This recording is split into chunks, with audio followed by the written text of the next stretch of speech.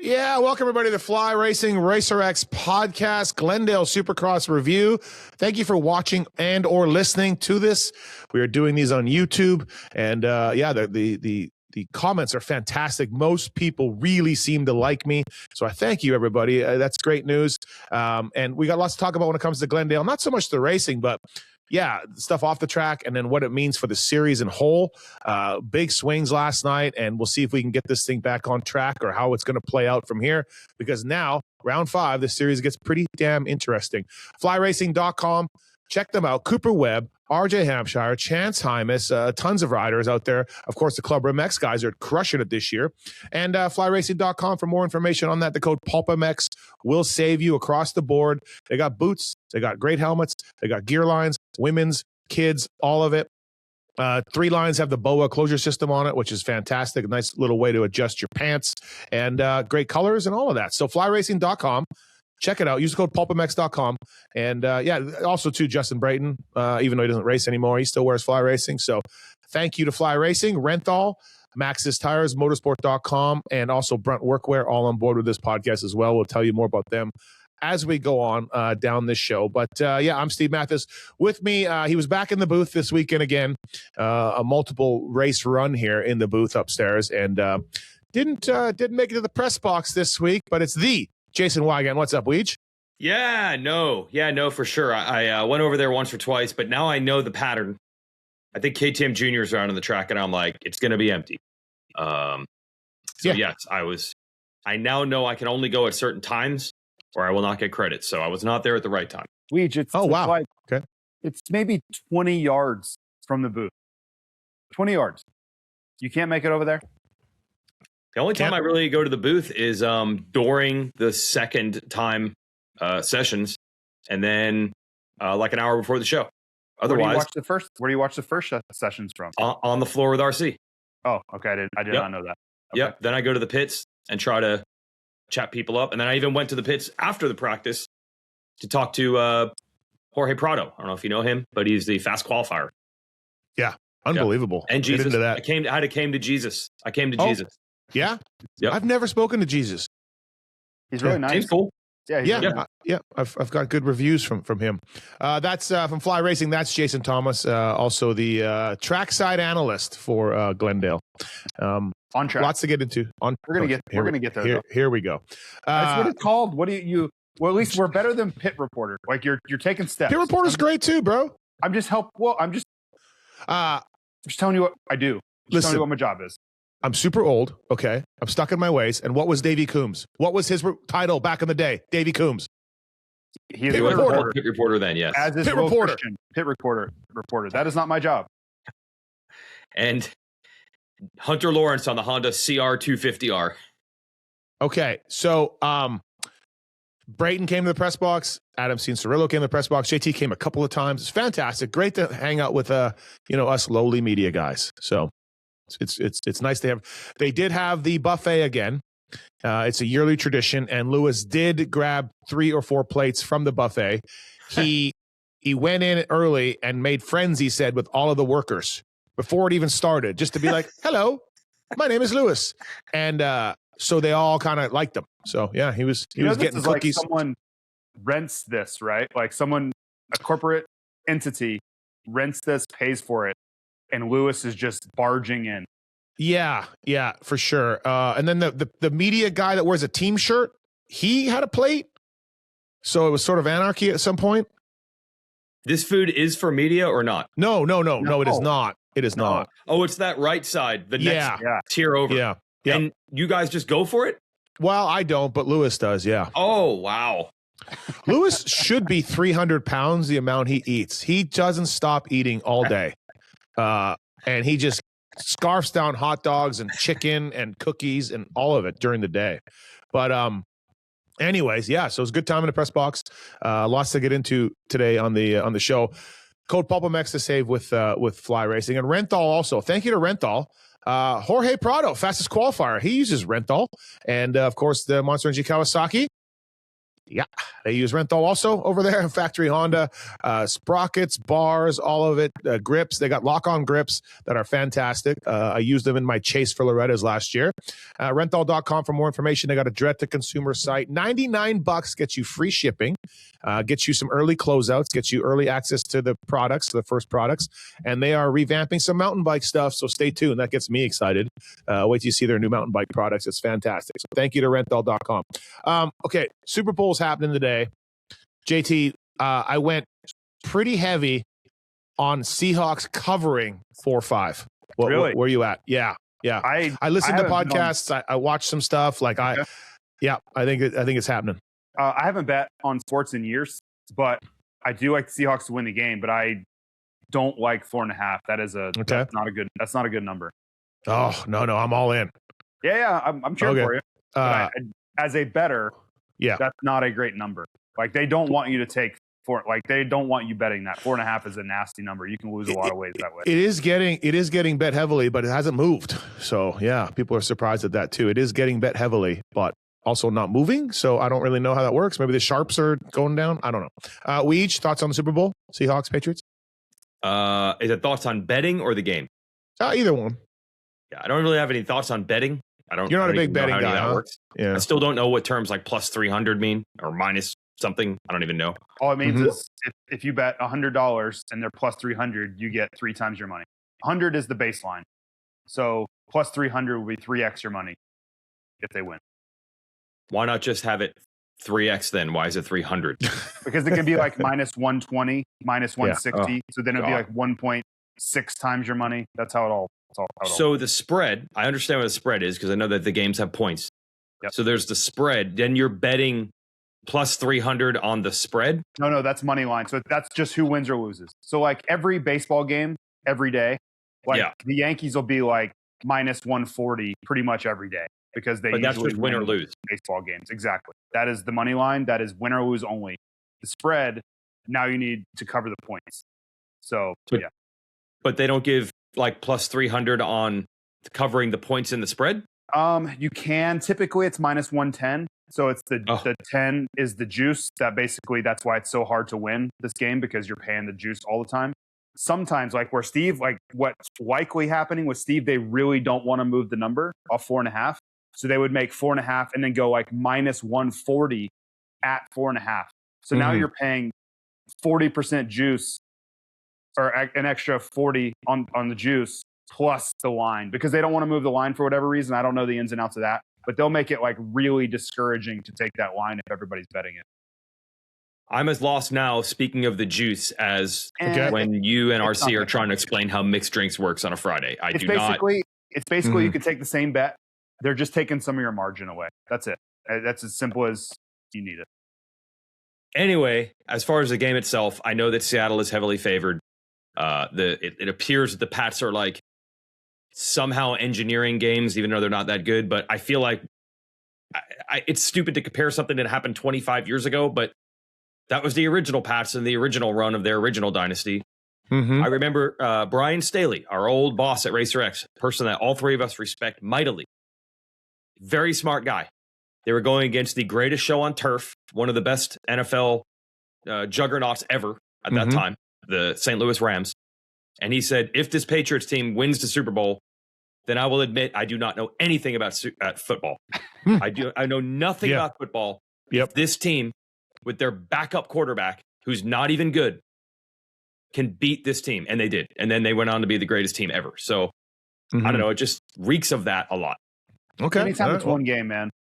Who knows? Totally. Yeah. Totally. No, absolutely.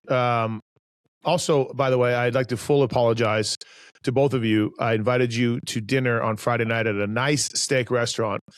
And I was with my buddy, Kurt, Cayman Island Kurt. That's what they call him. And I gave you guys an 87% chance that he would probably buy dinner. I think I said 87. Yeah. Was it 110 or? Yeah, I didn't break it down like that. Took my margin away. And then my buddy Kurt, he had alligator arms, and we had to all pay for our own dinners. Sad. I really thought he was going to step up, but in Kurt's defense, he took all the appetizers. And I think some drinks. Oh, not for me. You paid for appetizers? I paid for one appetizer and my drinks. Ooh, no, he told the waiter, "Oh, I will take all the appetizers and my entree." But he did order all the appetizers also. yes, fair point. So yes. But then, Steve, you paid for one. I think I did. Yeah, I think I did. I don't know. But look, he's got a lot of money. He's my goof off, jerk off buddy from back in the day. And generally he's very generous, speaking. And so Weege, I know why you were there, but I apologize. Yeah. Just want to hang out with my friends. I went. That's why I go to dinner on Fridays. Just like last week. It just so happened that the two richest people Steve know happened to be the last 2 Fridays. Right. He went to dinner with those guys. Total coincidence. This weekend in Seattle, you will be back with JB10. Yeah. But JB just goes to Chipotle on the way home from does he? Does. He just doesn't. He's not okay. We have a dinner for Indy. He's a guest. Oh, he's in? Okay. Yeah, he's in. So well, what about the other richest person we know, Corey Moser? I don't know if you've heard of him. Yeah. He's extremely rich. Yeah, he is. Absolutely. And speaking of Phil, any updates on that column? Not much this week. I we feel like we might be moving. We being Racer X might be moving in another direction. Like when you fire a coach. We got to thank him for his service, and we'll be moving in a new direction. Oh, could we get Phil to put an Instagram post thanking Racer X? Yeah. Wishing us well in the future, and then we will do the same. Can we do that? Yeah, exactly. Yeah. Exactly. We need you need to give him, like this week, give him the vote of confidence. Then next week. Drop that one. Yeah. All right. We got some great stuff to get to later on the pod because of John Tomac's story on Track Walk was fantastic. Chad Reed's story. Alex Martin. Also, I don't know if JT heard this part, but we got to get an Alex Martin story. But let's get into the race.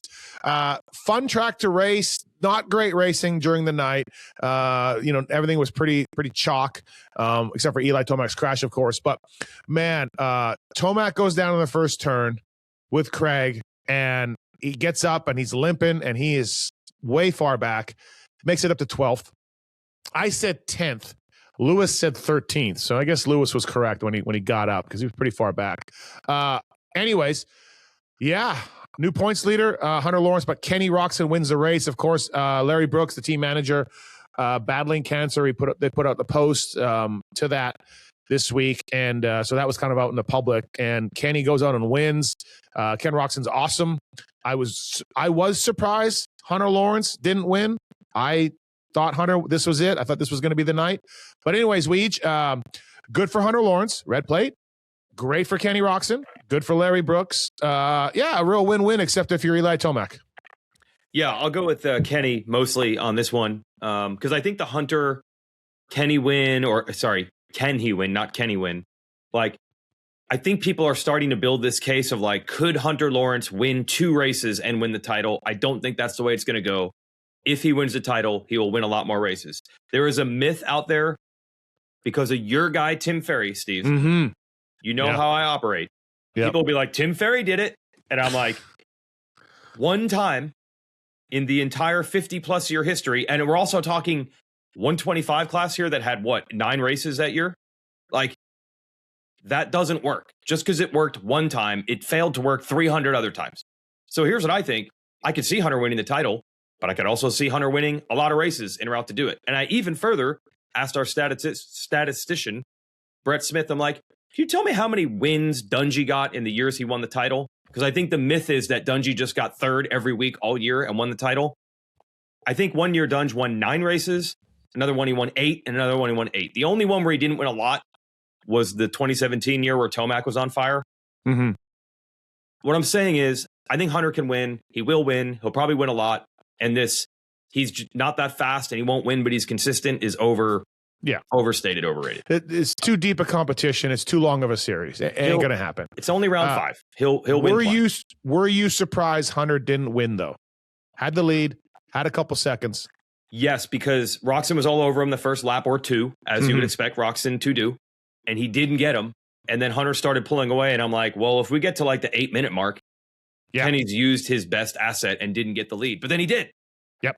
So I was surprised also. I do think the Lawrences, they don't like the dry, slick track. So maybe I should have factored that in. Kenny's great on this surface. But yeah, after he survived first 3 or 4 laps, I thought he was going to win. But it's no big deal. He will win. as for Roczen winning, we all know it's awesome. And it also is good for the series, right? Because no one can truly get momentum, which is pretty awesome. 4 winners in 5 races. Hunter Lawrence, 4 second places to 4 different racers in a row here. JT, flipping on that too, though. So Hunter's closing speeds have been really good. Roczen, maybe not the best closing speeds in the sport. So then once Kenny did get the lead, I was surprised because I thought Hunter was going to win. But then I'm still like, okay, let's check this out late in the race because Hunter's been a closer and Kenny traditionally has not been. And then at 4 minutes to go, I'm like, nope, that ain't going to happen. So yeah, really kind of threw the narratives of Hunter Lawrence and Ken Roczen, both changed narratives there. Yeah, I thought there was 2 things. You touched on both of them. One, I thought that Hunter needed to make it to halfway in front of Kenny. And I think if he had, then you start like this mental shift happens where Kenny's like, oh, that's my best stuff. I just threw everything I had at him, and that wasn't enough. Similar to other races we've already seen this year, and then historically, Kenny with lots of other people. If he doesn't get there by halfway, good chance he's not getting there. Once he did get him, kind of the same thing, but different dynamic where I'm like, Hunter has to stay with him. If he can stay on him and just shadow him till like 5 minutes to go, then I think he can do something with him, just like you're saying about the closing speed there. Mm-hmm. In the end, though, this track was perfect for Kenny, perfect for what he does well. Crazy good entry speed in the whoops, crazy good feel for the low traction areas. And he just had too much. Like he just had too much. Now, could Tomac have given him something the way he was riding in heat race? Probably. But I don't know that anybody else had anything for Kenny once he got out front. He just, you never want to use the word effortless because he was obviously trying, but he didn't look under duress at all kind of once he got out front. By the way, speaking of this race, I was just looking at the lap chart. 1 position change from lap 6 to 22 in the top 10. One position change. So yeah, not a lot going on, but the track looked fun and all of that and everything else. But yes, it was interesting to see those guys and how they ended up just changing things a little bit. Now, Tomac's crash, I might have jinxed him on Twitter. I said the only thing stopping Eli Tomac tonight is a 17th place start. Totally did jinx him. Because, I mean, just all day long, Eli looked amazing. He looked on fire. And then I was thinking, well, if he starts 12th, he could probably still win. And I started thinking like, maybe 17 is the sweet number. He didn't get a start, and he goes down. It wasn't that bad of a start. Like it was, not great. But he would have been 12th, 10th, 9th or something, whatever. Yeah, yep. But then, he goes down, and it took him a long time to get up. He was limping, everything else. Ian Harrison said he's going to get checked out afterwards. So I think he'll be okay, though, Weege. I hope. Honestly, my theory is maybe he took a shot to the nuts because I'm like, how could you be that hurt for approximately 30 something? Like he wasn't even trying to get to the bike, right? Mm-hmm. And it's the first friggin' turn. He knows as well as anybody, like, this is a disaster. I got to get back on the bike quick. And he wasn't even really trying to. And then 2 minutes later, he was running 57-second lap times. So I'm like, I can only think of one thing that would make you be like, I'm not even trying to get in this bike right now. And then 2 minutes later, you're fine. Yeah. That's my theory. Everybody I talked to over KTM said he didn't even, in their like debrief, he didn't mention anything. Right. Yeah, he didn't. Okay. He didn't say anything to Will either. I just think it's a factor of being older.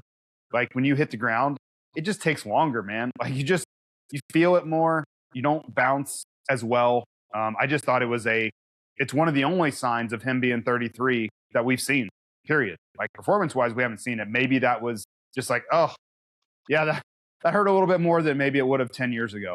But then he mentioned in his post race, for those that didn't see it, probably Steve, you haven't seen it, that it took him a few laps to get his body warmed up and kind of get back in the groove again. And then once he got going, he was fine. Yeah. Yeah. Kenny had his best lap by 0.6. Damn. Pretty good. Yeah. I mean, like JT, like you said, for Kenny, think of his throttle control and how he rides around in 3rd and 4th, and think of how good of a style he has. Picture perfect form on a bike. And then you add a slippery track, although the dirt was good for most of the day. Perfect. And then Kenny's done well at Glendale anyways, right? Like all of it. So, yeah. Good job for Ken Roczen. Yep. When you're Kenny and you get like Hunter has been phenomenal, right? But like when he's there and he looks around and he sees Coop, who he knows this isn't his good setup, right? Like Coop is phenomenal. We know how good Coop is. We don't need to explain it, but this isn't a great setup for him. Sees Justin Cooper also back there. He sees Hunter in front. He's looking around going, if I can't win here, I don't know what else. I'm at this track, in this situation, Tomac's not in sight, Sexton's not in sight. You have to execute in that moment. And he did, but I'm thinking at the same time, and I'm sure he, in the mind of his, his racing mind, he's thinking like, I got to win here. Like these situations don't come up all the time on tracks where I am this good. And to his credit, he took advantage of it.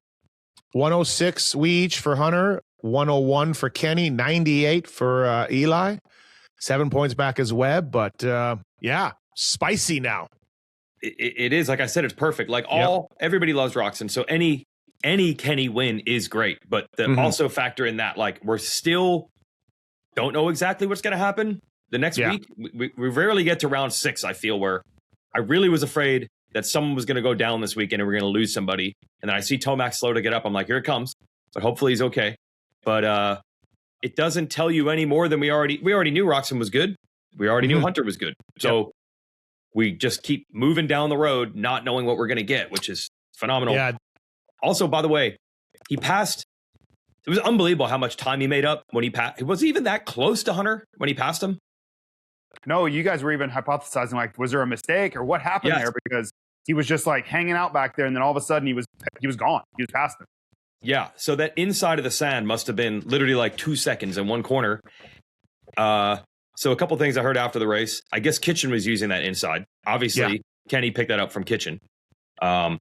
Lars did an interview after the race, shockingly. Oh, wow. Yeah. I think he told Lewis they probably should have watched the end of the 250 race to pick up on that. But even better, Kenny said that he used the inside on the sight lap and then really worked to burn the rut in to make the inside of that sand work, which I thought was just amazing veteran stuff.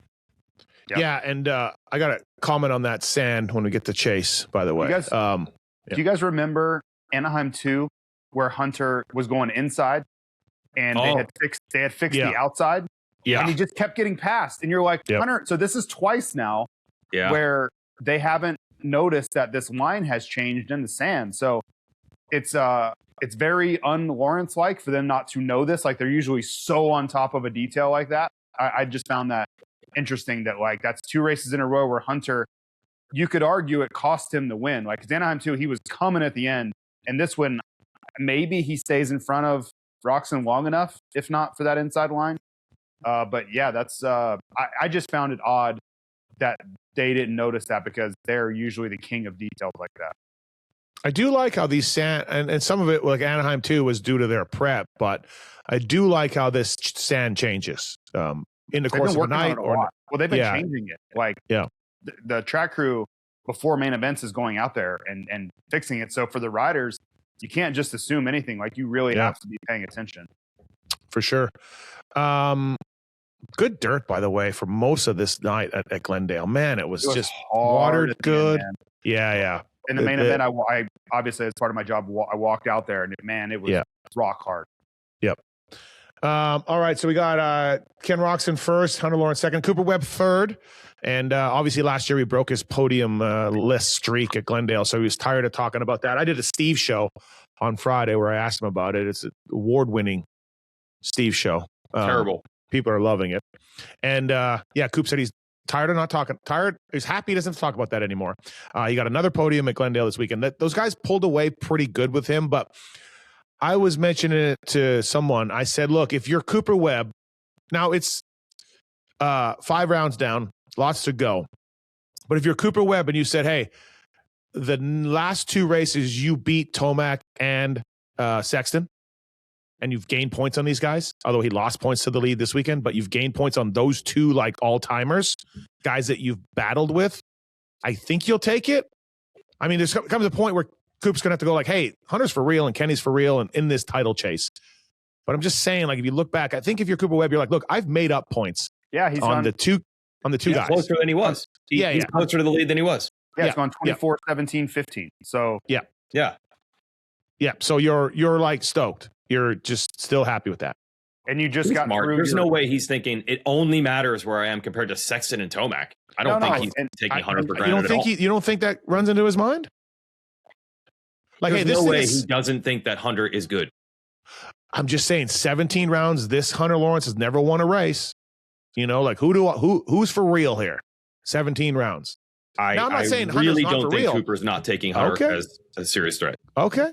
Yeah. I think also getting, you go 24, 17, 15, and you just got through your worst race. Mm-hmm. And you cut it for you. If you go from 17 to 15 at your worst race, historically, it's a pretty good sign, right? Like, who knows? Got a lot of racing to go. But you would think, just logically, your worst race historically, you're going to go the wrong direction in points. And he didn't go the wrong direction in points. So you're not heading east, but you are heading to Seattle, where he could pull off a win in those conditions for sure. I don't think it's going to be bad. I think it's just going to be cold. Yeah. All right. Justin Cooper, 4th. Last week, they went to a new hydraulics master cylinder, like an ARC. So not a Brembo and not a Nissan, the two ones that come stock on Yamahas over the last 2 years, but an ARC, the ARC levers. Well, they make a master cylinder now. And Jay Coop tried it last weekend. And we talked about that on this pod and said, well, that didn't work because Rich Simmons had said they worked on clutch stuff, right? Well, it was there this weekend, and Jay Coop got a start. He was on the board in qualifying for a bit. So, it hasn't been all roses, but a 4th place, he'll take it. But is he really getting the starts, though? Well, he was decent this weekend. Much better. I don't know. It's still not. I mean, even I interviewed him in the post race, and he's just like, yeah, we're still not there. I thought it was better. I mean, maybe it was better, but you're talking about a guy that starts are his thing, man. Like, this is we're talking about a going on a decade of racing where starts have been his thing, and he's not been close so far. Maybe pay the 800. He probably needs some cash. Bring the 800 in. He tried Braden for the whoops. Bring the 800 in for starts. I mean, it's hoping you weren't going to bring that up. Why? It has to be hydraulic nuance, right? It has to be. Yeah. We don't want our brand on the Justin Cooper whoops. I was just hoping you would just not bring that up. Oh yeah. No. The amount of love that goes on between you and JB, I have to step in once in a while. It's not right. JB was even Weege's shoes are better than yours. Like, whatever, JB. Beat it, dude. Beat it. Dude, I had not seen these shoes you had been talking about the last couple of weeks. Yeah. Wow. They're good. What? I like them. Steve's? Yeah. Of all things for you guys to finally see eye to eye on. Dude, they're taking the pits by storm outside of Hunter Lawrence. Steve is out of control with them. Like, it's I'm not condoning his behavior with these shoes, but they're fine. I like them. They're fine. Yeah. Sweet. Well, Weege, you're the same guy that doesn't like, JT gear. Like, you just don't like that. So I get it. I got retro 90s Nikes actually like 3 years ago, and apparently they didn't work either. They're not all created equal. Well, I'm basically looking like a white Bo Jackson. No. Basically. You look more like Bo Diddley than Bo Jackson. All right. So Justin Cooper, 4th. I think it was better. You guys disagree, but hey, Jorge Prado. JT's saying it was better, but it's still not it. No, the starts are not Justin Cooper like. Yeah, he's fine. Jorge Prado, another heat race win and fast qualifier. Dude. Holy smokes, man! Yeah, this is. I mean, he got 5th. He didn't get a great start, but he rode by himself in 5th. He did get Ferrandis. I think he got Joey, or did Joey? Anyways, he made a couple of passes to get there. He but corrected me. I even said your start wasn't that awesome in the main. He's like, no, my start was very good. It just wasn't quite as good as Vince Freezy's, and then Vince Freezy made my start not very good. Mm-hmm. I was so pumped because Vince's starts hadn't been there the first couple rounds, really, right? No, they were okay. Yeah. Anaheim won. He was back up front. Yeah. Oh, okay. Yeah. This round, I feel like the real Vince was back. Yeah. And I had not quantified, calculated, thought about, Prado v Freezy on these starts. And dude, it was brilliant. Vince in the heat. I mean, if you just want to show someone the epitome of a Vince Freeze existence, show them that heat because no one could get by. But when you did get by, you were gone. And the train piling up behind him. Yes.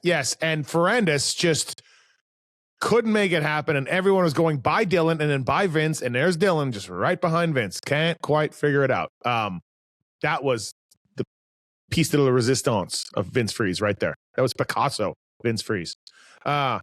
So Prado 5th, though, fastest qualifier. Like, yep, man, good in the whoops. Like, calm down on the whoops, everybody. They haven't been hard yet. Okay, somebody calm tweeted down. you saying he's the best in the whoops of the. Well, no, his segment he was fastest in that. I know, whoop but segment. like the best in the sport in the whoops. Like, come on. Yeah, like, no. Yeah, he deserves a lot of credit, but let's not get crazy. These whoops have not been tough. I'm off, man. Like not last week in Houston, but A2 and this week I walked the track. Now I didn't get all the way over there because I was talking to Chad. Never got, but I'm like, hey, these whoops look kind of big. Like, oh, okay, we got something. And then I watched the unseated guys, the first dudes to hit the track, and I'm like, oh wait, like, no, man. Like these guys are unseated 250 dudes going, like, not gonna. So they're not tough. They haven't been tough yet this year. And they so actually, calm down. They rebuilt them also, which they normally don't do. They did? Yeah. Well, for the night program. All right. This is going to shock you guys, but Chad got in an argument with the Dirtworks guys about how to fix the whoops. They said what he said couldn't be done in time. He got a video camera and a timer, timed them at Pulpmx, fixing them, and then showed the Dirtworks guys. I don't know if he showed them, but he said something like, yep, see, 8 minutes. You're good. You can do this. It's the back dragging the whoops, back dragging them. Yeah. And then Brandon at Club was like, well, dude, I don't know. I think those could ruin the whoops. And Chad said, if we ruin them, I will pay to make them good again out of my pocket. What? Yeah, it was a whole thing. Yeah. But anyways, so yes, Jorge Prado. This is awesome. This is great. Who would you think? Who do you have a better chance of winning an argument with, Steve or Chad? Honestly, the first time I realized that Steve had something different, dare I say special, in the media game was, I think, 09 track walk at one of the Anaheims. Track walk was over. Chad was still out there. All the media guys surround him like, this is my chance to prove to Chad Reed I'm cool. I want Chad Reed to think I'm amazing. And all the track guys or media guys are like giving Chad their best bench racing takes to try to like, basically he's like a chick and they're all trying to get his number. And it was 22. Then Steve's like, Chad throws out some theory and everybody's like, oh yes, absolutely. Some crazy Chad theory. And Steve just goes, no. And Chad's like, for real? And you're like, no, that's stupid. And you and Chad battle it out. Now look, the difference was 5 years ago, you were probably doing this at the Yamaha test track at the bumper of a box fan. To you, this was probably normal. Yeah. But he and Chad just went toe to toe. You said whatever he said was stupid, right to his face. And I'm like, wow, this is a lot different. This could be a show right here. Yeah. So here we are. Yep. Here we are. But if you go through the archives of this review show, there's been so many things that I've been proven right on. It's incredible. It's I would love someone to do that. Also very wrong. A few. You know, Tony Gwynn wasn't perfect, man. Tony Gwynn struck out once in a while. JT. Tony Gwynn's also not saying, look how right I was. Okay, JT, Matthes and I are in the pits. It's track walk time. We walk down to track walk. Before we get onto the track, we run into Chad. We start talking to Chad. We talk to him for like 15, 20 minutes. I eventually see Bondo. I start talking about TV stuff. I look, Steve's still talking to Chad. The entire 45-minute track walk is now over. Steve is still talking to Chad. It must have been an hour and 10 minutes or something. Yeah, I like Chad. Good guy. It was amazing. Yeah, I should have asked for my bonus that he didn't give me back in 05, 04. Okay.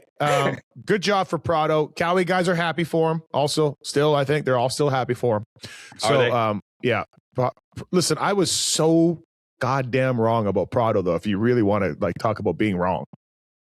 Like, he is so much better than I thought he would be. And that's right, so Gwynn. Now when we go into Paula, like, we have to talk about him winning. We have to talk about him winning, Paula. I was already there anyway. Well, I wasn't. No way. For Paula outdoors? Yeah, man. He couldn't make Bud's Creek. He couldn't even qualify. Come on. Like, we all know that was we all know that was a joke. Like I watched him at 10 races, but I watched him at 100 before that. Like I wasn't going to completely write off his career because of last year, but the point of him being so much better in Supercross this year is good Lord. This is unbelievable. Good job, Jorge Prado on the team. Toei Savachi. Weege, Toei Savachi. Oh, Toei. Yeah.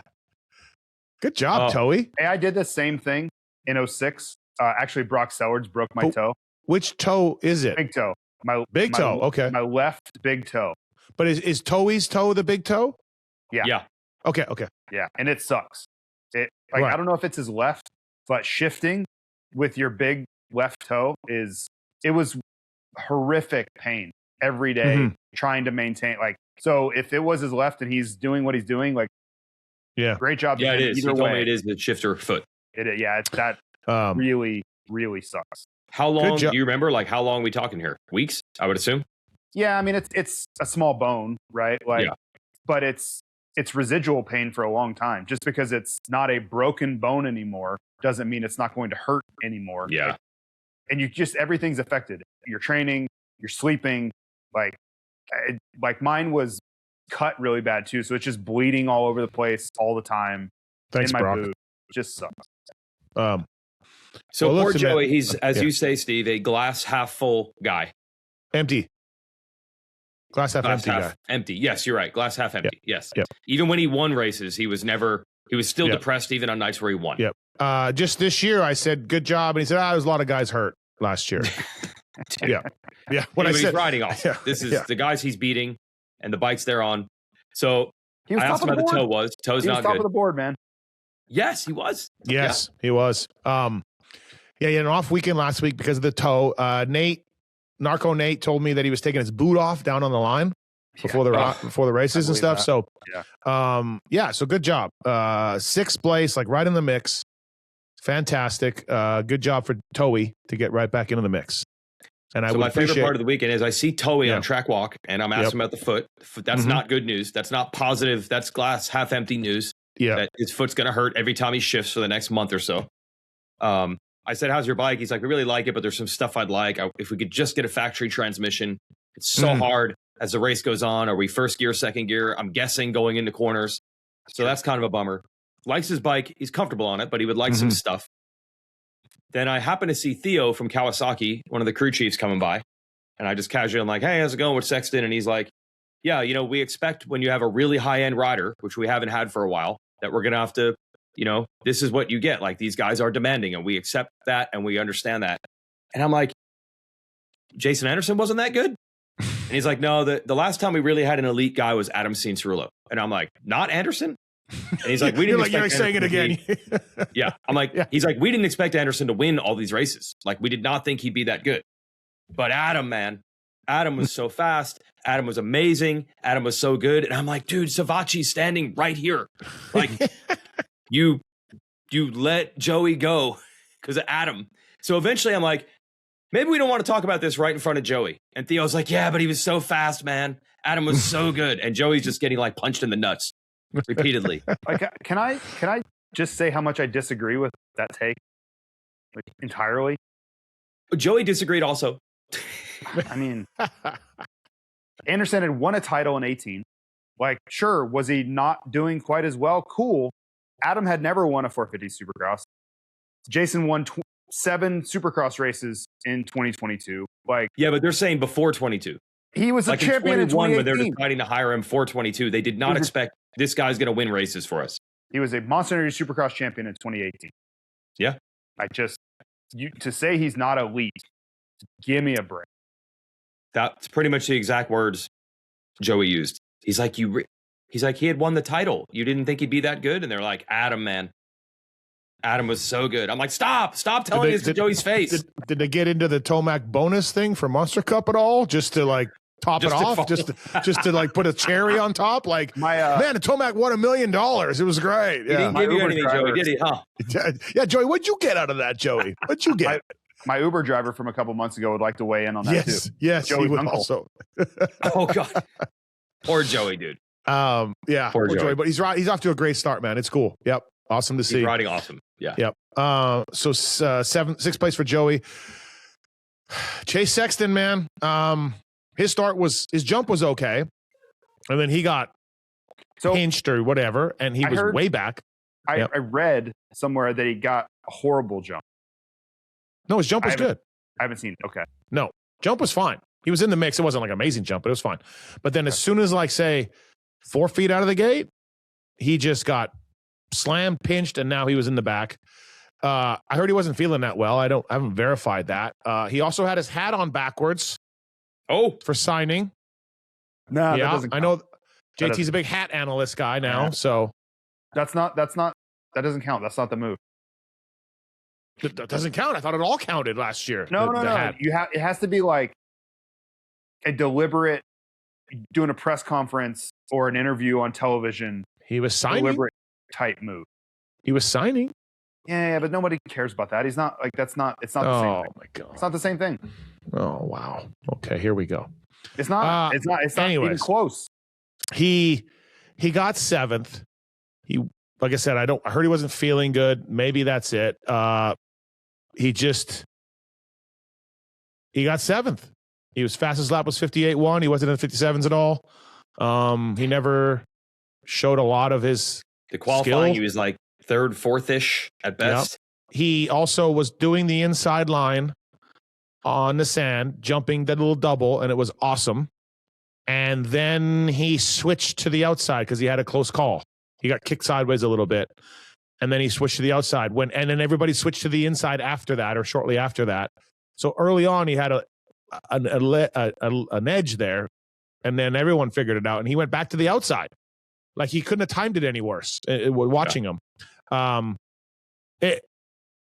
Okay. Is it panic button time? I'll tell you what time it is. Okay. I don't know, man. We're right back. It's like the 1-year anniversary of you starting I don't know, man, on your Monday night show. And who was like, didn't he start 3-0? Was he 3 I don't know, man? He was 3-0, yeah. At the start of the gate, he was 3 weeks in a row. I think we're back to I don't know, man. Do you think he should have stayed at KTM? Oh. They look good. They look really good. Oh, God. Will he go there next year? Dude, will he go there next year?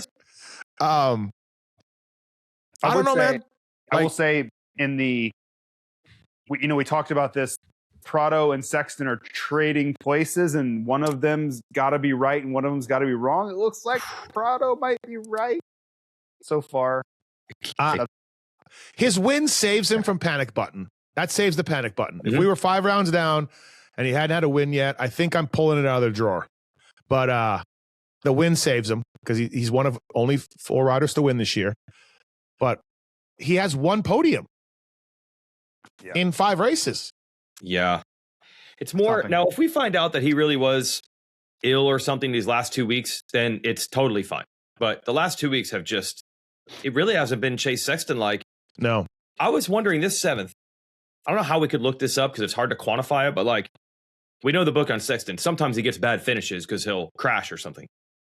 But how often is he just, as the kids would say, mid? How often is he just not that good? Rarely. Well, I mean, his start doomed him, and he did pass. He passed the second most guys to Eli. I don't agree with that. I feel like normal Chase Sexton is going to get further to the front.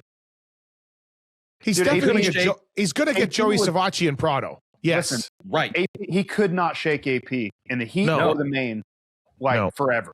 And at one point, you look back and you're like, oh, wait, Ferrandis is also hanging with AP, who's also hanging with Sexton, and they're not catching Savacci or Prado. That would never have been a thing in the past. No. I'm with you guys, yeah. So, I don't know, man. Not panic button, but definitely I don't know, man. Yeah, it's an incomplete for me right now, but it is worrisome. I'll say that. I'll go worrisome. But Prado's doing really good. He is. This is. I quit. I'm quitting the sport because I don't know anything. I don't know anything. Where's your Tony Gwynn now? Don't clip that. Anybody, don't clip that. But God, I'm an idiot.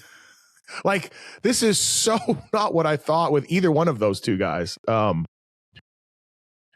right. Well, speaking of AP, 8th place, he was on the board. The Cowboy was on the board in qualifying at one point. Much better. Well, we've seen AP all year long.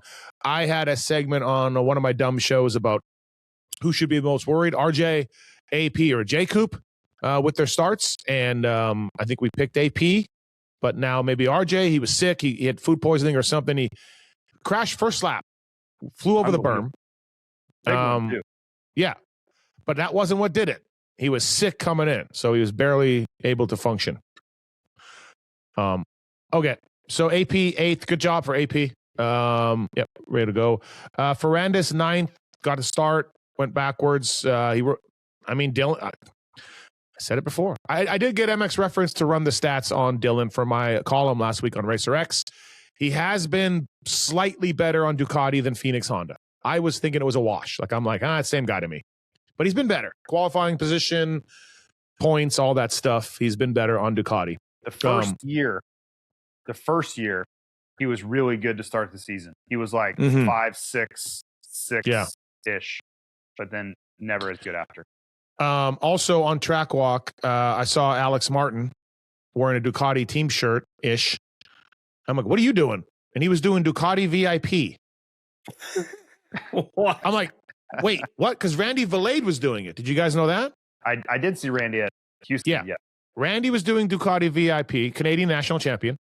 And Troll Train was doing it in Glendale. Now, there was a promoters meeting. Did they just go into the promoters meeting and say, hey, Ryan Huffman, Alex Martin, any one of you guys want to, Greg Robertson, you guys want to, somebody want to host our VIPs? So, and then he told me that he was telling his VIPs that the Star VIP program sucks and they shouldn't do it. So now we got that going on. Look at the Martin brothers battling. Who would have VIPs. thought the two Martins would be the people's champions like this? Who would have thought the VIP program would end up here? JT, man, you don't get any royalties credit, anything. Yeah, really. The inventor, the originator. The true visionary. Yep. With Andrew Short, who wouldn't stop talking to the VIPs. I literally had to tell him, like, dude, you're hounding my VIPs. You have to go race? Was that a problem? Leave my VIPs alone, man. And in more VIP news, the 7 Deuce Deuce, they're revamping their VIP program to so that the VIPs can meet the riders on Saturday and not Friday. They were having the riders having the VIPs meet the riders on Fridays to take the stress away from Saturday, while they weren't getting as many interests. So now Kenny and Jason and Colt have to meet the VIPs on Saturday. So stay tuned for next week for VIP Corner here on the review show. But yeah, Dylan 9th. Justin Hill, I talked to him at press day. I said, man, like, I just don't, you're not jumping anything. You're not like laying down heaters. Like, what's going on? I think Weege, you talked to him too. He told me about his ribs. And then he said, more than anything, he doesn't want to fall. The ribs are okay, but he knows if he falls again on them, he's done. So he doesn't want to crash. So then he's kind of riding around like timidly. But he said this weekend, he told me this on Friday. He said, this is the best I felt all year. I think I'll have a good weekend. This is the best I felt. And I picked him in fantasy, Pulpmx fantasy. And he was top 10 overall qualifying. And he was 10th in the main for his best finish of the year. So his prediction that he felt better and that he would do better was correct. Justin Hill. He got 10th? Yeah. I just found this out for the first time right now. Okay. That is a lot better. Yeah. I thought it's way better. I honestly thought it was just the wrap. Like the wrap had stolen his energy. Oh. Yeah, maybe. So hey, Justin Hill, Sexton, that reminds me. Can we go back to transfer power? Perhaps it did happen? Where? Well, your theory was with Mitchell Harrison. Oh, yeah. But then JT got mad at that and said, well, no, because they're way, okay. He's a way better rider than Mitchell Harrison. So, like, he's not going to like the Mitchell Harrison results. Harrison would need to be, like, on the podium. And he's See, he's clearly not. Taking this literally. But what do you want me to take? I know. Can you just play along? I'm trying, but you got to have some sort of logic. Like, transfer of power with John Starling, then. Cool. Got it. John I don't know.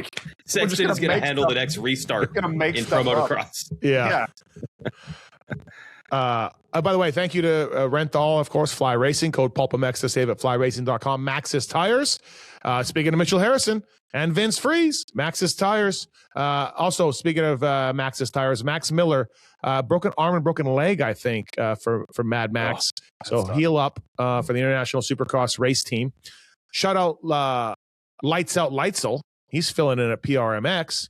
JT still can't get these Cowie teams straight. I'm working on it. We'll work on that. Yep. But what I feel like is that like the ISRT, International Supercross Race Team, is like a made for TV team name. Like if it's not great. Supercross the movie, like Team Nami, right? Versus International Supercross Race Team. Yep. You are right. It is not a great name. Jericho needs to work on that for sure. So Maxxis Tires, Jeremy McGrath helped develop these things. MCs. I'm still waiting for this whole shot contest. He came on the Pulp Show. He said A1 is happening. Nashville. Then I heard A2 it's happening. Nashville. Okay, so now Nashville. We're doing the MC whole shot contest. So. Okay. What if can they let Vince do it? Just hand him the trophy. Yeah, Vince with his Maxxis Tires. 800 will come out on the whole shot. 800 will come out and do it, and he'll have a pre-made number 1 jersey like for that Legends race. Yeah. He'll already have it printed. I'd like to see Vince and MA 800 at the finals. Maxxis.com for more information on that. Thank you to those guys for coming on board. Okay, Anderson 11th. He was collected in that crash and was way back. Came from dead last to 21st. Anyways, Eli. To 11th, Tomac 12th. Yeah, we'll wait and see how that is, but he should be okay. But yes, that is a massive wrench into the plans for Eli Tomac for sure. You know what's crazy? At one point, he made a couple passes, obviously late, but Webb was ahead of him in points. Like, if the race had ended, say, 15 minutes in, and I'm like, that is just mind-boggling. What a wild turn of events that would have been. Yeah. He pulled back ahead of Webb in points by just a few, but at one point, I'm like, this is going to be insane if Webb is ahead of Tomac by the fifth race. I kind of agree with Weege's take on if you're Webb, Sexton and Tomac's positioning here is a huge coup, right? Like if you're down 15 to Eli, it would feel a lot worse, I think. No, Weege disagreed with me. That's my take. Oh, yeah, I disagree. Oh, my bad. I think it would feel, if he was down 15 to Sexton and Sexton was on his game, I think he would be a lot more concerned. Nope. He's scared of Hunter. Wait, that's not fair. You can't. Now you threw in an additional if Sexton was on his game. That was not thrown into the original equation. I'm just going on what we've seen thus far. I thought you were more counting the 15 points that came out of nowhere somehow. A 15-point gap on Webb, he would have to be on his game. So, I mean, take that for whatever you will. I'm just saying, I'm looking at exactly what has happened thus far. Clearly, Hunter is on his game. That's the actual reality. And I would not write that off if I was Webb, and I doubt he is. If he got to choose, he would choose this over that. I don't feel like that's what the question was. Okay. Well, I hate when you two argue. Yes. I hate when you two argue all the time. It sucks. All right. Marchbanks, JT, do you know which Cowie team he's on? Marchbanks. I do. Okay. All right. I do. He is not on the International Supercross race team. I would ask you if his results reflect which Cowie team he's on. You know what, though? He was spicier this weekend as far as qualifying, and to me, just watching him. Now, he only got one position better than his best so far. Okay. But he looked better. Position. Does that make sense? I don't know. He looked better to me. Christian Craig, 14th. Again, first turn crash. McElrath, 15th. I got nothing for McElrath. He had to go to the LCQ this weekend. But if you're Marchbanks, you get 13th, right? And the next guy was piled up in the first corner.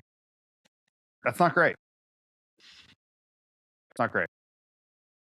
There was a lot of flying at the test track for Garrett, for sure. Garrett's a great rider. That's what I'm saying. If I didn't think he was awesome, I wouldn't even make the comment. Nichols 16th. He was down to Vince 17th. Freddie Noren. We are back. We are back. I picked him in fantasy. He looked good all day. Phil's still not on board. Weege. Phil is still not on board. Wait, I thought you were texting that Freddie is broken. Yes. I was, because of that heat race performance. Oh, okay. So the main, but the getting in the LCQ and then the main. Did you see what he did in the LCQ? Did you notice what he did in the LCQ? It was He came from like 8th to like 4th. It was. Yeah. So Freddie is back. So you think he's fixed? Yes. Did you like in the group text when I said he was on factory Honda, Phil? Yeah. Like, we're better than this. Phil was not having that either. I don't know if he was factory Honda Supercross guy. Not Supercross. That's like saying A-Ray was on factory Doesn't Yamaha. matter. He was. A-Ray was. I know he was, but that's like saying he should be like a top 7 guy because he was on factory Yamaha. Just think, Alex Ray is going to walk around his whole life and tell people he was factory Yamaha. He was so good at Glen Helen that weekend, by the way. He was. He got good second moto for him. He got 9. Okay, so Freddie was back in. Vince was officially credited with the whole shot, it says here? Oh, yeah. Oh, I didn't know he officially, like, I knew he was up there, but okay. All right. And the heat. And the heat, yes, heat for sure. Mitchell Harrison has gone 20-20, 20-20, 19 to start the year. And a fight with Vince. Throw that into. He's like the hunter of the back end of the pack. Yeah.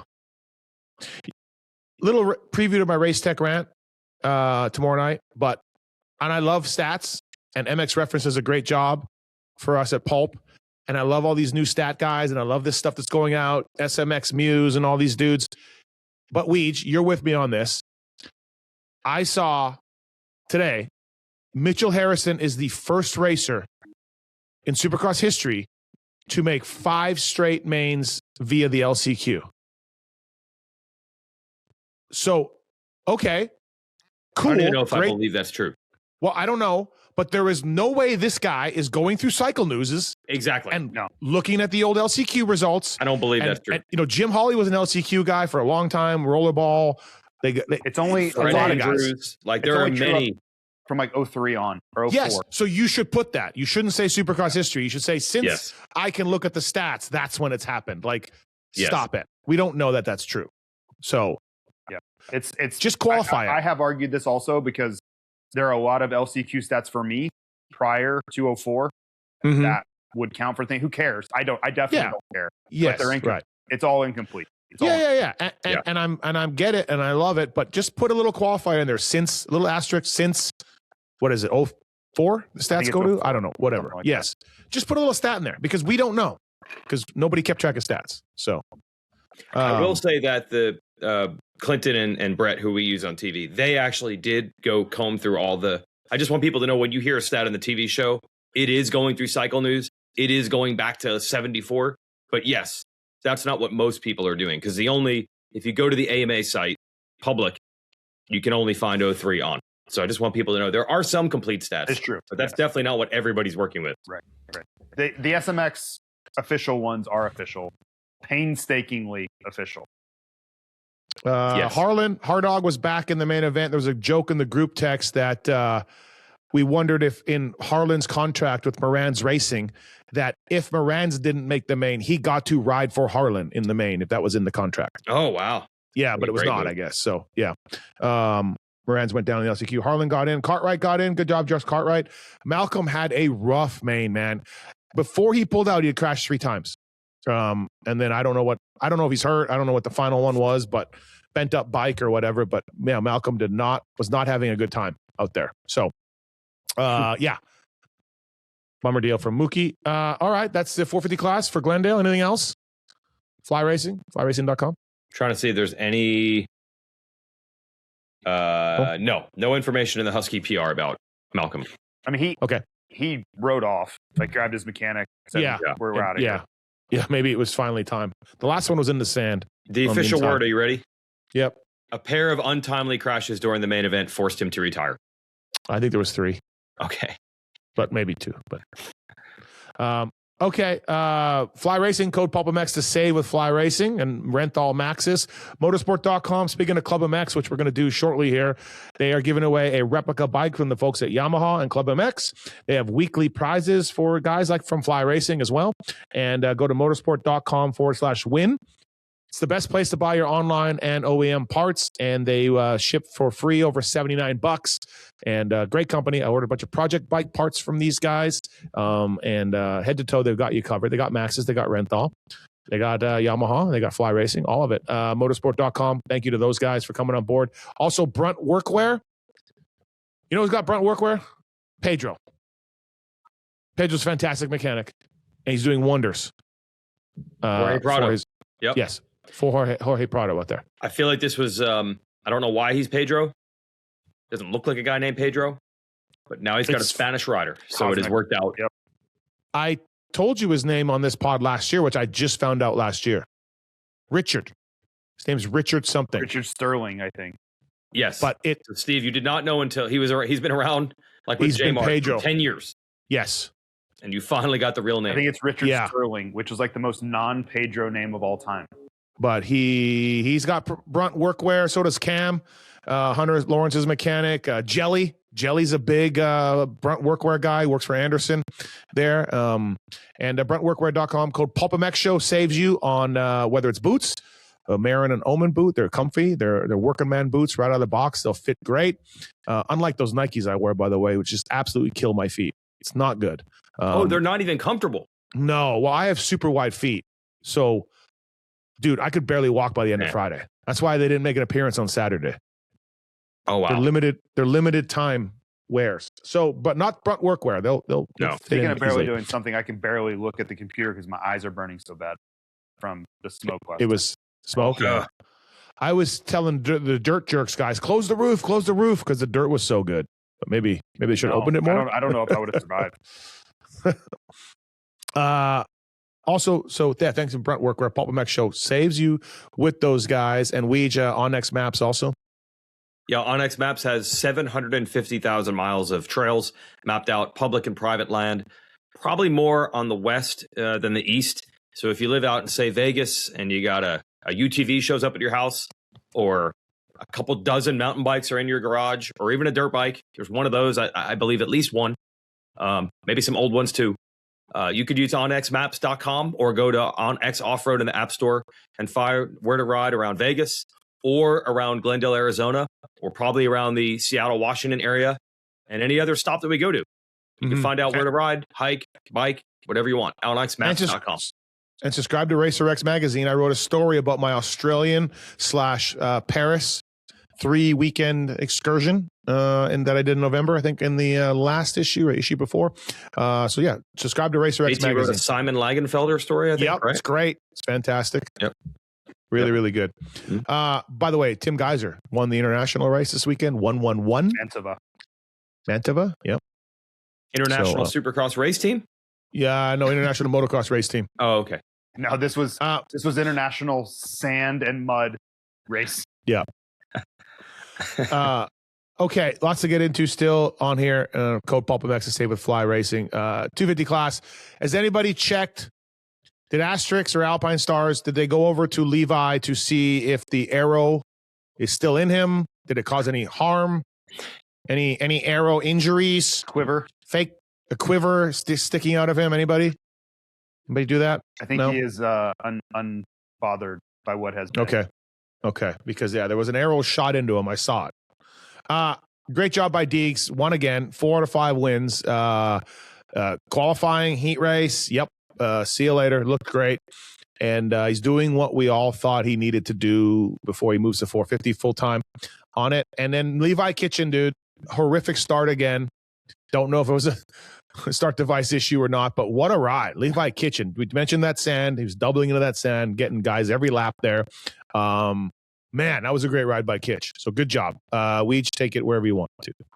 Yeah, the kitchen starts. My gosh, we might need a novelist. Someone's going to have to like rent a room at a hotel for a month to just get away from society and just focus specifically on all the things that have gone on with kitchen starts this year, from engine stuff to clutch stuff to body position stuff to whole shot device stuff.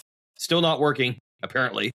But I will point out, as well as he was riding, because I never want to be on the wrong side of this, I believe Deegs still did have a faster lap in the main.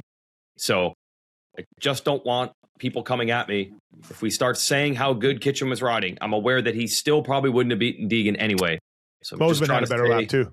Mosman had a better lap. But Mosman had a better lap also than Kitch. I'm just saying, like, you immediately would be attacked with lap charts, probably paper cut with lap charts.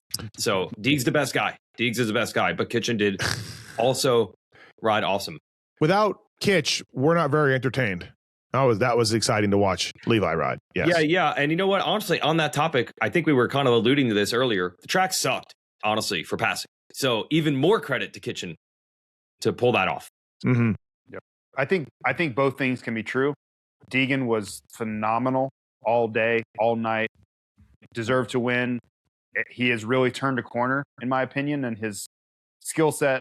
He's kind of I don't know. He just all the rough edges that I saw before, where I just could find little imperfections. He's really kind of found a way to fix all those. So kudos to him. And also, it can be true that this was the best Kitchen's ridden all year. Like, those two things can be true. And the guy that was deserved to win did win. And this is also by far the best Levi Kitchen we've seen in 2026. Yeah, it's great. Good job for Kitchen for sure. By the way, Weege, I went to talk to the Honda guys before the night show, and they were all looked like they were in a very intense meeting. Lars and Brandon Wilson and Dazzy Lawrence, and I just sat down and I was like, wait. Okay. I was like, wait, maybe I shouldn't have done that. You invited yourself into it? Yeah, totally. I grabbed a Coke and I went and sat down. Okay. Anyways, a couple things. Hot shit Honda from last week when we said that. And then we got a logo made for us from AI on Instagram or Twitter, I should say.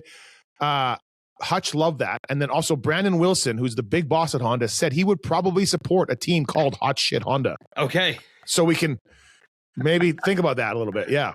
So if Fly wants to get involved, JT, we could do Hot Shit Honda by Fly. I'm thinking about, like, if this was like 1974, we could have had Hot Shit Honda and Bullshit Bull Taco. Yeah, good point. So Hot Shit Honda has the potential. Brandon Wilson is intrigued. It didn't commit, but he's intrigued. So the SLR team, make the switch, change the name. You'd have Rod Bell. That'd be a perfect guy to put on the Hot Shit Honda team. Yeah, let's do it. Okay, maybe back to speaking of 70s, maybe get like a van, like a window van. No, just a teardrop window in the back. The teardrop. Yeah, the one window. Yeah. Maybe some fire. Yeah. So they all thought that was really good. Also, Darren Lawrence won't let me say it publicly, but he has a hell of an idea for opening ceremonies. Honda won't let him do it, but he has a great idea. For Hunter? Yes, or Jet, either one. Oh, wow. Yep. But I said, can I say that? And he said no, because other people will take the idea. Can it be a video story? Because I would kill to have those back. They all agreed with me on opening ceremonies, man. Honestly, I have ranted about it the last few weeks on the shows and stuff, and then I get a lot of people, like industry people, being like, dude, you're right. You're right. These things are not good. Look, some of it's because it's in the daytime. Hashtag JT, never forget. JT's a big nighttime guy. Yep. And they can't help that. So some of it is that they cannot help. But also, they can do other things, man, and they're not doing it, and it's not great. So just give me the stories back. Give me the pre-production videos. Give me all the feels and the goosebumps. So that's what made it special, man. When I used to rant about the nighttime thing, that was part of it. It was the nighttime. It was the atmosphere. It was the fireworks. It was the story. We were watching, like, the background and this crazy motivational music. And I don't care what the story is, training, family, whatever. Yeah. But when they came out, you're like, that's awesome. Like, that is badass. I'm really glad I'm here. It just flatter now. It's just flatter. Like, the experience is flatter. Deegs did do the bow and arrow, which, remember, Eli had the bow and arrow in his opening ceremonies video for a while, and then Deegs did it this weekend. So I don't think those are the same. Bow and arrows are back. I don't think those are the same thing. Oh yeah, what are they? They had a pile of number plates of other guys, like a dunge plate, right? Like a Roxon plate. And then they had Eli fire the dynamite arrow into the plates and blow them up. Yeah, something like that. It's a little bit different. I think these concepts are a little different. Like, Hayden's bow and arrow used to be. He is shooting Kitch directly over the finish line jump with his bow and arrow. I love how he's doing everything he can, and Kitch is trying everything he can to be like, oh, I'm not even here, man. I am not even here. Yeah. I think honestly, I think Kitch is over it. Like I think he's just over it. Yeah, I think he had to worry about himself, right? Like I got to focus on myself, and he rode great this weekend.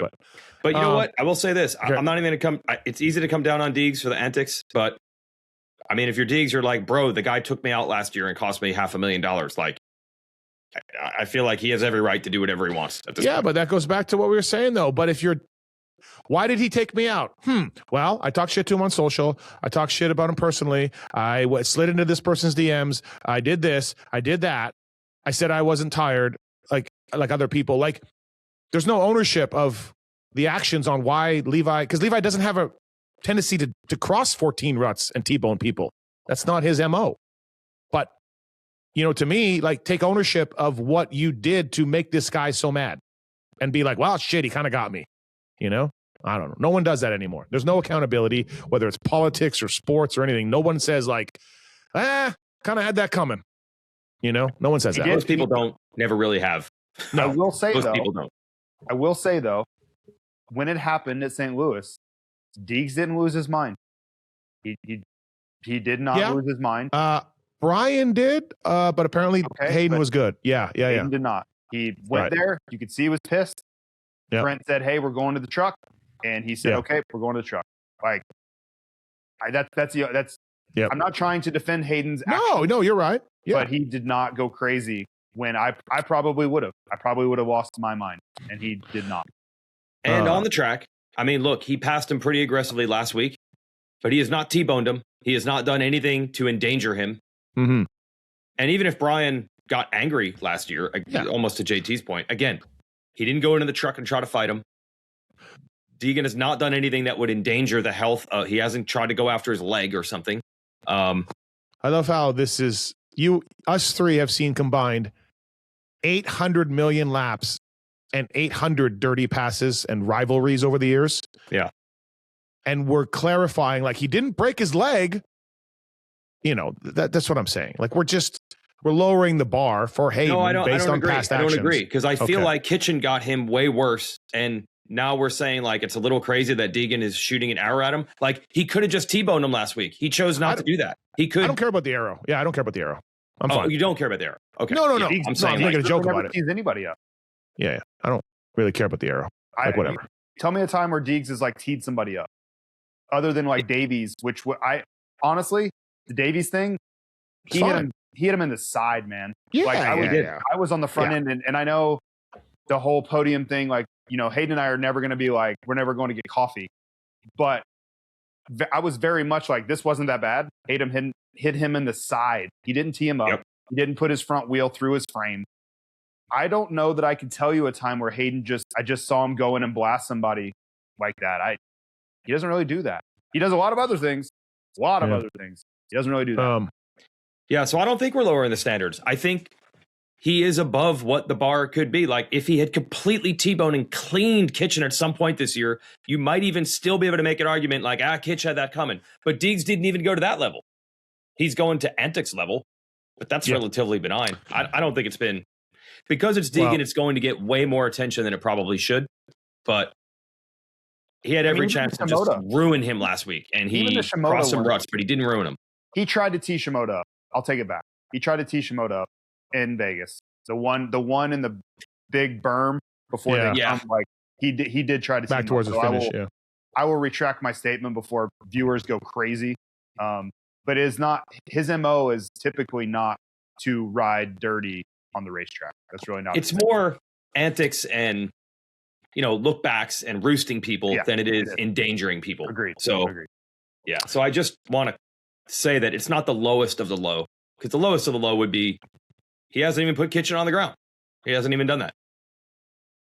All right, McAdoo third. Good job for Cam to get up there past Mosman. Kitchen got him, and then it almost kind of woke up McAdoo, I felt like, where he was like, oh, shit, okay. All right. It's a lot with McAdoo on the podium. We're getting deep. We're getting into it a lot. There's a lot of things going on with McAdoo each and every week. So, which honestly, like, look, it's there's people watching that of all genders and all sorts of life situations going on, and if they can pick McAdoo as their guy because of the things he says and does, then that's fine. But there's a lot going on, emotional reunions and emotional stories about coming back and everything. So yeah, it's been good. I yes, because almost back to this previous topic. For years, fans complained that the riders were too vanilla on the podium. So I feel like I'm never going to complain if a guy is really leaning on something and he's got and I don't think, look, this is genuine, right? JT, this is not an act. No. Right. But I'm saying, like, if he's got a thing that he's talking about every week, which happens to be his sister serving in the military, we can't complain that dudes are vanilla and then complain that a guy is doing that.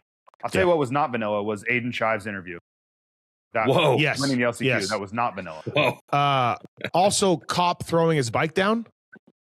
Did he bend his bars? I think so. That's fine. Like, first ever main, man. He's been trying a long time.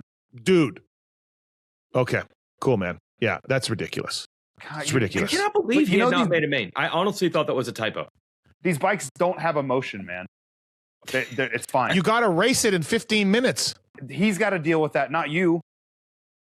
It's just not smart. It's just not smart. That's fine, but you get so emotionally tied up in like this bike ghost riding and dropping the bike. It's okay, man. It's just parts. These are just inanimate objects. After the horse wins the Kentucky Derby, man, just throw it to the ground. Just start that's an animal. They have emotion, whatever, feelings. A motorcycle is just inanimate parts. Same thing, man. Motorcycles have feelings too. They do. So do you get all upset after the year when they crush these motorcycles? Do you go there and weep when the teams crush their bikes? They don't crush them. They take them apart. No, they crush them. Then they throw them away. They don't crush total motorcycles, but yeah, they crush them. They take them apart, and then the mechanics carefully sneak some of the parts out the door. Yeah, and they build bikes and sell them at Meekum auctions. Anyways, ridiculous, but good job, I guess. And then Shive's interview was off the charts. Absolutely. That man said he doo-dooed himself. He did. He did. He did.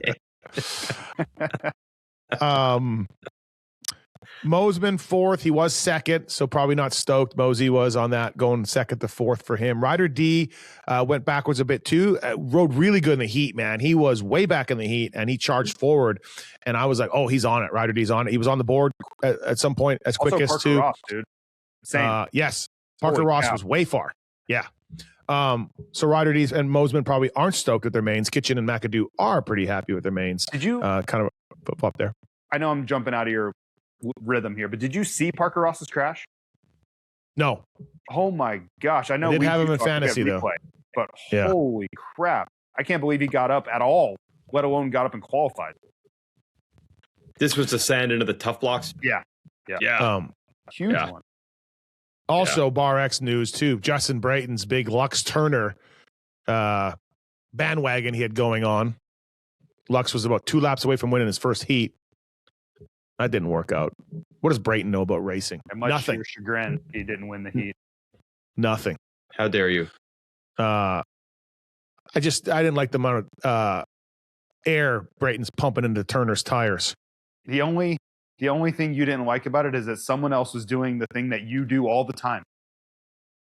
Well, it's ironic that Troll Train was at Glendale. JT, we know how you feel about him. Hey, I still know there are still friends of mine that refer to McAdoo as Ram It. Still. Really? Yeah, Del Nicky still calls him Ram It. I didn't think that was a thing. Yeah, that was a thing for a while. Whackers to me. I know he hates whackers, but yeah, he doesn't like whackers. Ram It. I go way back with McAdoo. Like, I gave him money for a plane ticket upgrade in Geneva. I got him sponsorship to a race. I put him in the straight rhythm. Yeah, I'm a McAdoo guy. Monster Cup one year, we had a meeting after Monster Cup, and like what went well, what didn't. And the only thing we had in the pro column for what went well was McAdoo, an amateur class. He won the amateur class. It was the only thing we had to celebrate that went well. Fly. You mean Fly? I was trying to think about your team. Yeah. Okay, he was Fly. In Fly? On MCR? No, I don't know what team he was on, but he won the amateur class on Fly. He was a Fly guy. Yeah. Wow. We were gonna ram it up the factory team's asses. That's straight rhythm. That's what we were going to do. Oh God. Didn't work out. You literally had what is it, Roost? Yeah, they make the graphics? Roost, yeah, Ram It. Yeah. Literally had Ram It graphics on his bike. Dude. We were going to show those guys. Unbelievable. We didn't show anybody. All right. Max Volan, a heat race win again. Good job, Max. Yeah, it's awesome. He doesn't even have a foot, like we said. No foot. He's doing all this. Incredible. He doesn't have a foot at all. Doesn't have a foot. No. Is he like that guy that he used to have the field goal record that had like the half foot? Like what was that? Oh yeah, the stubby thing. Yeah. Look, I asked Malinowski this in the manager scrum on Friday. Chad told me like, hey, I'm only in for the first 6, like budget reasons or whatever. Like Pulpmx has only committed to Chad for the first 6. And as much as we like to tease Chad about his theories and things that he thinks, because he's a friend of ours, he has done a good job with these guys. There's no doubt Yoder and Volan are riding really well. And I think some of that, Chad deserves some credit for that, for sure.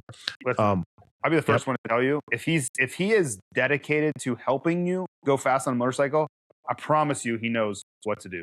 Like he was very busy working on himself when I was around him all the time. But like the physics and the how to of going fast, like a lot of guys you talk to them, they're like, how do you do that? And they're just like, I don't know, man, I just do it. Yeah. I promise you that Chad Reed can break down exactly the why of how you go fast. I know that for a fact. You took my joke away, because I was going to say, like, what happened with you? Because obviously he didn't spend any time with you. That was my joke, but you clarified it. Yeah.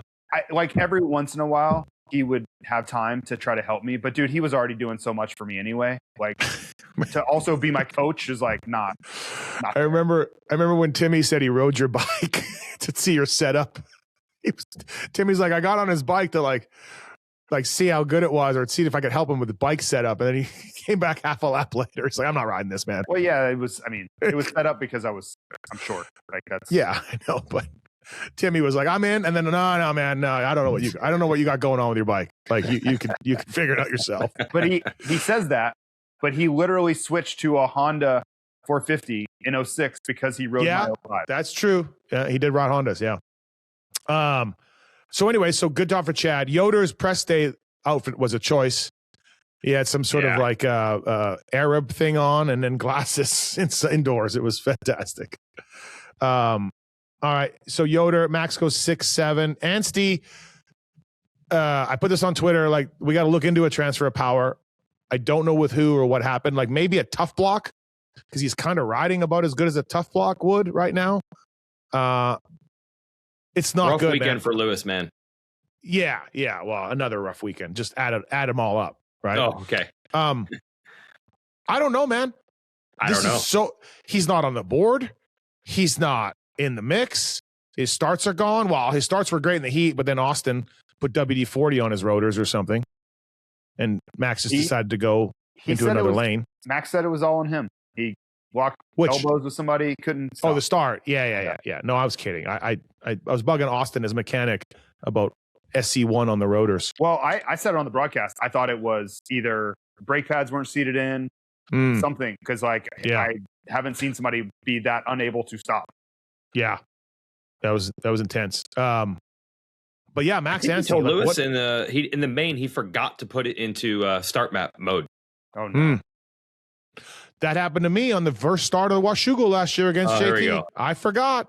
Who knows how that start would have went? Nobody knows. Yeah, we do. Nobody knows how that would have went. Yeah, we do. We have evidence of how the others. I forgot to put it in the start mode after they gave me the instructions and everything. After you remembered. Wow, we don't know about the one. Well, then I had the Lawrences yelling at me, like intensely yelling at me. That rattled me. There's a lot going on. Oh, and then Lars said, so the new one is now, because I was telling Joey and AP that I could blitz the whoops at Glendale or Houston. We are now going to do a media whoop blitz challenge. Oh, yeah. That's going to end in a lot of medical bills. Yep. So we're now doing that, which Phil will be happy about, because he's always wanted the media guys who talk shit to blitz whoops. I thought that was the track guys. Them too. Yeah, both. Them too. Okay. Yeah.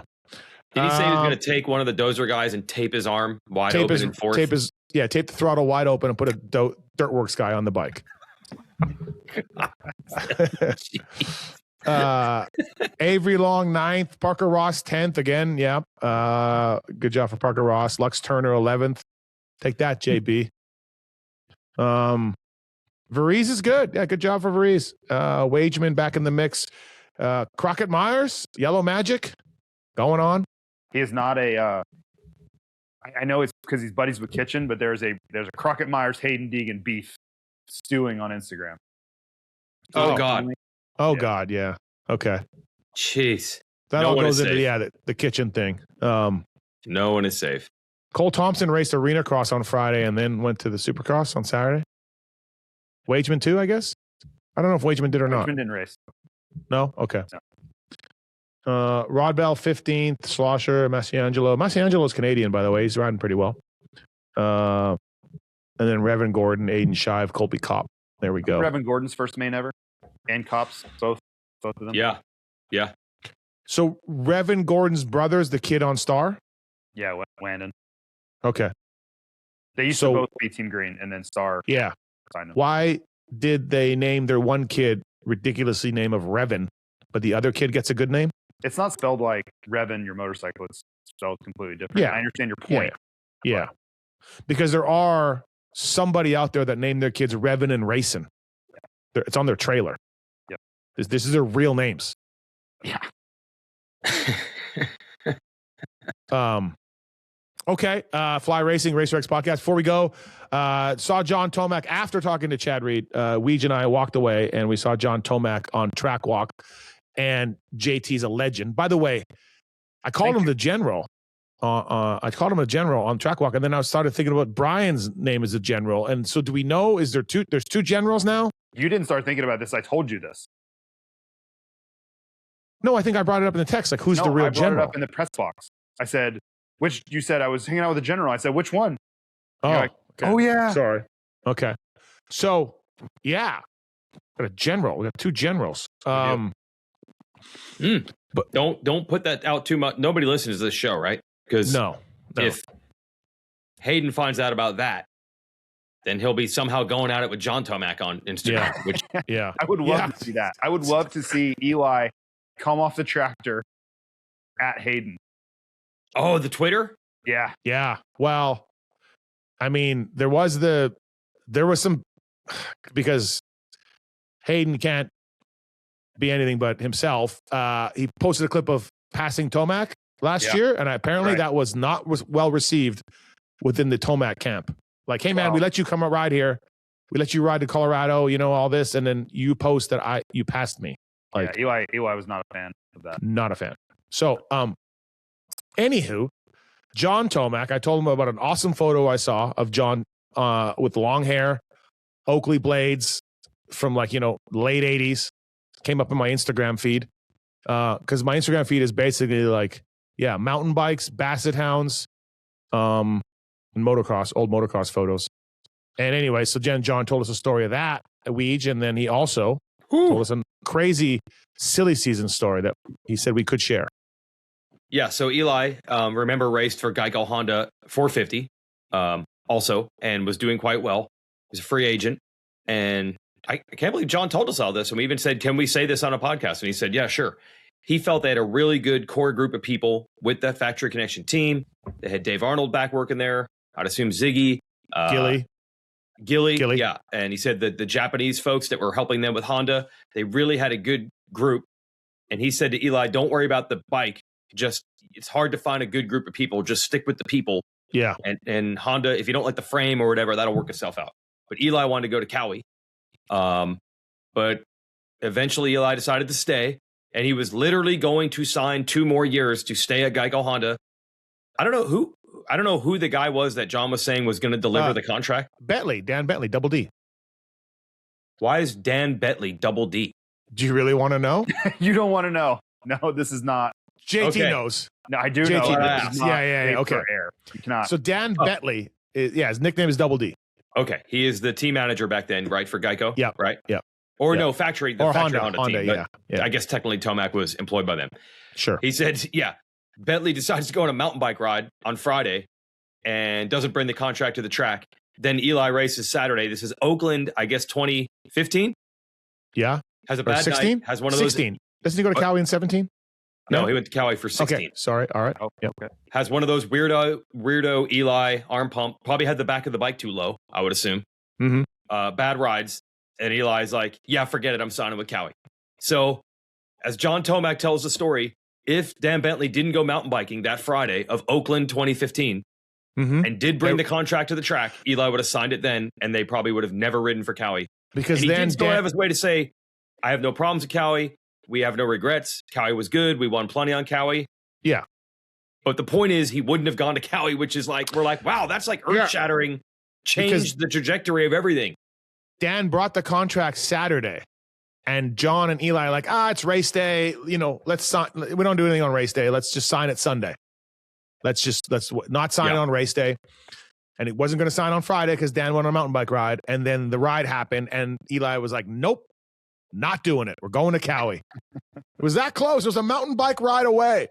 Crazy. I'm looking up Oakland results right now. He got fourth. Yeah. He got fourth. Well, his arm's pumped up, John said. Yeah. Wow. Not good enough. Yeah. Right. So crazy. Like they were going to stay there. Yeah, exactly. Nuts story. Yeah. John. Yeah.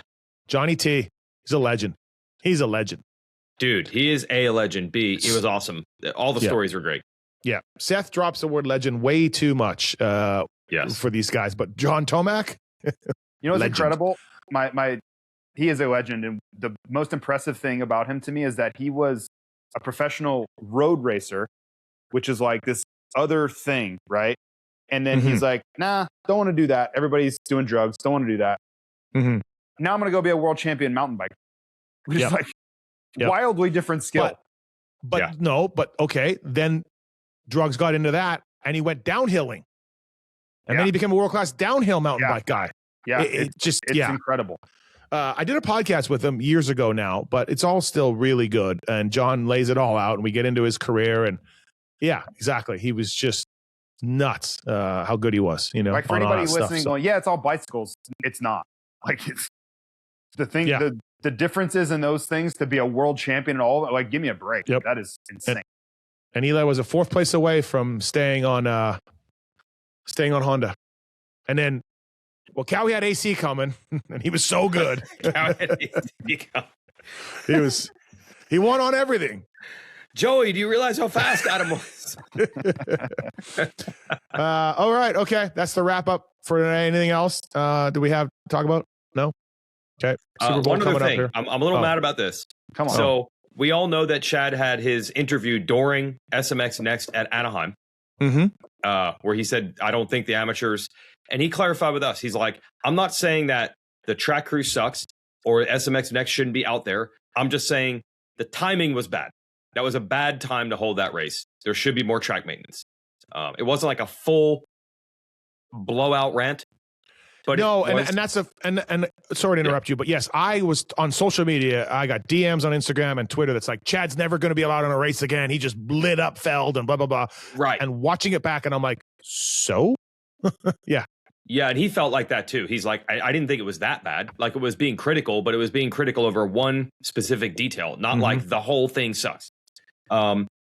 So, contrary to him being banned or yelled at or whatever, they actually asked him, like, what do you think we should do? And I didn't realize that the schedule for Houston the next week, the next SMX Next race, did change quite a bit to get more track maintenance time in based on Chad's suggestion.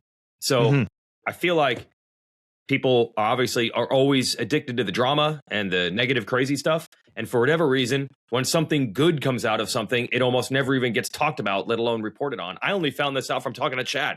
I didn't hear it from internal meetings, Feld, anything. So that's actually what came of that Chad interview. The next week, they added, they changed the schedule to get more track maintenance before SMX Next. Who knew? Yeah, look, I'm critical of those guys too. From Sean Brennan to Mewey to Prater to different people along the way, Ops, Harv, the Harv's the amateur guy that works with SMX. People try. They're trying. They're not perfect, but they try. You know. Harv's on the AMA side, but you know, in the end, I think so much of the world, the problem is that When you're on the outside, you just expect there should be perfect outcomes. And when you're doing anything, any kind of job you're ever in, you're like, well, we expect perfection too. But in reality, there was XYZ, revenue, resources, staff, somebody screwed up, something changed that we didn't like. Everybody's aiming for the same goal. You know, on the inside, I think everybody's like, yeah, we're doing the best we can. But I just thought it was surprising. I mean, I do think there was a time, previous regimes, where the only thing that would come out of an interview like that is the person who said it getting reamed and nothing else. Yeah, it's I agree. A lot better now with like, wait, you have a suggestion that can make something better?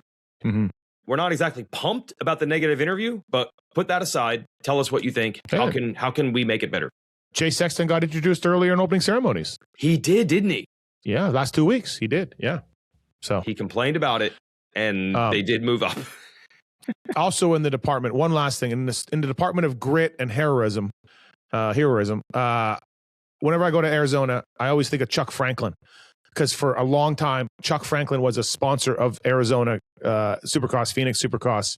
He was a ripped lawyer who specialized in motorcycle cases, and he would ride a Harley, and he had commercials for him. He would do interviews, and he was just like muscle bound, and he fought for motorcycles' rights in Arizona, and he's been gone for a long time. Chuck, I don't know what happened to him, but I sent a text to some powers that be and said, "Where's Chuck Franklin? Can we get him in opening ceremonies to bench press his Harley or something or whatever?" And I got a reply that the last time this person saw Chuck Franklin at a Supercross, he blew his Achilles out going up to talk to Lurch, to give Lurch an interview. He blew his Achilles out, did the interview because he's a hero, and had to get carted off. And they've never seen Chuck Franklin since. Like Kobe. Yeah. Like Kobe. Like Eli. Whatever. Yeah. True story. Did his interview with a torn Achilles with Lurch and got carted off. Chuck Franklin, everybody. He gave Privateers money. JT probably gave you money. Oh, I made a lot of money from Chuck Franklin. Yeah. Harrington did too. Regis told me he met Chuck. He hung out with Chuck, and Chuck gave him like $1,000. I knew Chuck really well. Yep. So, fun time. Any word on Chuck these days? No. The deal was you had to run Chuck Franklin and Associates stickers on the front fender, and it was $500 per main event. So I was making double mains, so it was $1,000 a weekend every week. Dude. Chuck Frank. Shout out Chuck Franklin doing the interview with the torn Achilles. All right.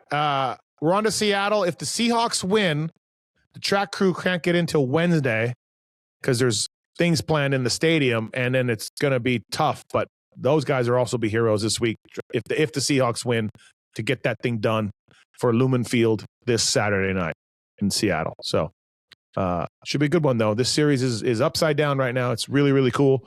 Don't quite know what's going to happen each week. And with the track conditions and everything else, Seattle might be wild.